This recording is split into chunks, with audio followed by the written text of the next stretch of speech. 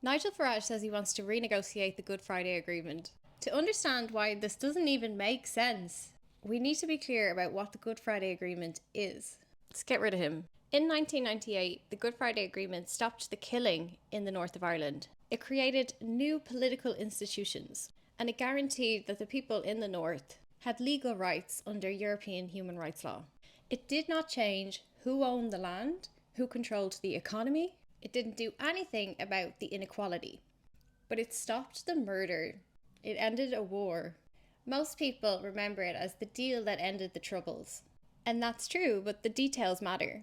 The agreement was built on rights protections. Without those, the peace doesn't hold.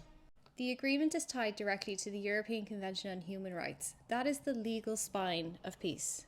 But the economic system, who owns what, and how it gets shared, that never changed. Britain kept its economic grip on the North. While the public memory is a peace deal, the Good Friday Agreement was a neoliberal peace deal. Who was in the room? Well, melonheads. For Britain, we had Tony Blair, the Labour leader who sold out to the city. London wanted stability without cost. London was happy to give Stormont some political power of its own, but not wealth. No talk of land redistribution, no change to the ownership of industry, no challenge to City of London finance. Representing Ireland was Ahern, who had already opened Ireland up to US corporations and given them Shannon.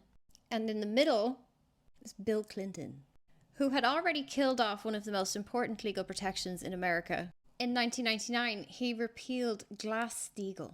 This is an important American banking law that will get its own video, but he basically allowed commercial banks that hold American savings to merge themselves with investment banks that are predators. That paved the way for the 2008 crash.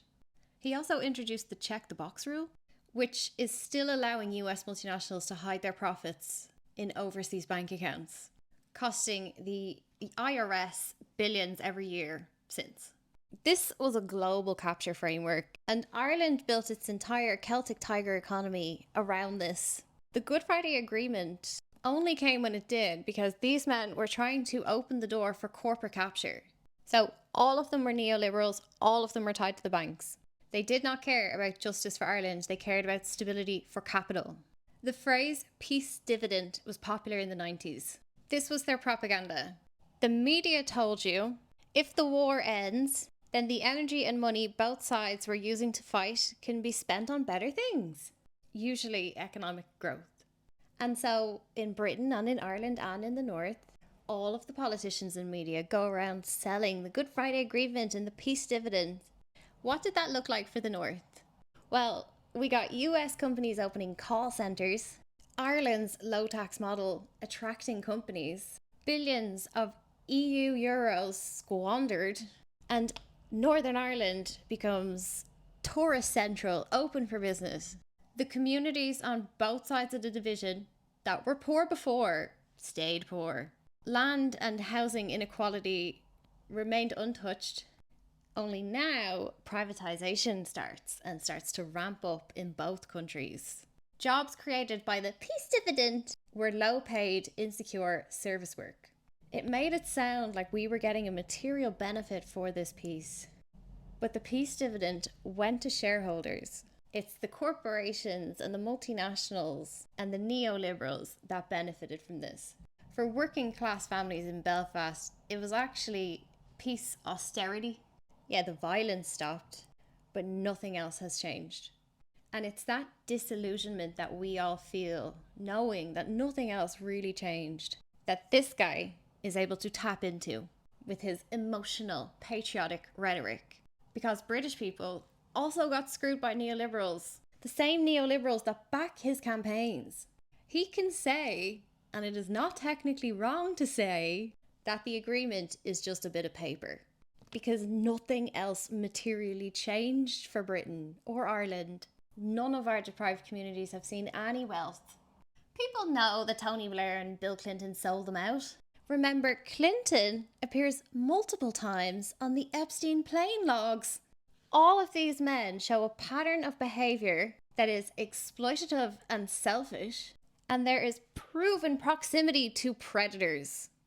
He knows this. He knows you know this. But he knows that you don't have the words to actually prove it. And it's in those gaps that reform win their voters. He positions himself as the truth teller because he says this deal isn't worth a shit. It's broken. It's causing issues with the border. And it is. But he won't give you the truth of the truth because he is locked into the same neoliberal system. So all of us were lied to in 1999. That part Farage has correct. For the first time in their colonial history, the north of Ireland was given basic human rights. But Britain kept its financial grip, US investors moved in, and Ireland became a tax haven. The peace dividend went to the elites, and it was sold to us as a people's victory. Really, it was a capital stability pact. The structures of British colonial finance were evolving into global neoliberal finance. People know that the promise of prosperity never arrived. That disappointment is real. Farage exploits the pain and the lack of understanding about global finance. Instead of telling you the truth about these men, because that would upset his donors, he tells you to blame immigrants. Park your dinghy for a second. Put the immigrant fear down for 2 minutes. Let's say we stop the boats, right? No more boats. For Britain, not for Ireland, no more boats. We need to talk about the neoliberals. These settlements that locked wealth upwards. Ordinary people in Britain were told that Brexit would deliver prosperity.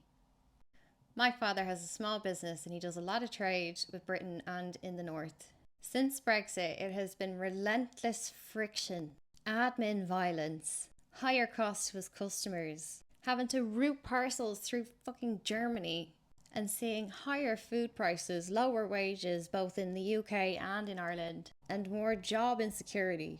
The freedoms promised by Brexit went to bankers and offshore networks. Brexit was always the battlefield between EU regulation and the City of London's desire for a free market freedom.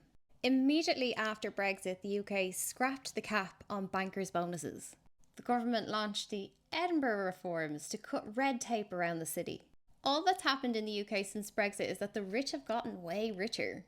Brexit gave neoliberals free rein of the British economy. Brexit was sold as taking back control. It's finance that took control. Offshore wealth got new shields to fund Farage. It doesn't matter if you're Irish, if you're British, if you're the man on the moon. None of what he promises will have any impact on you.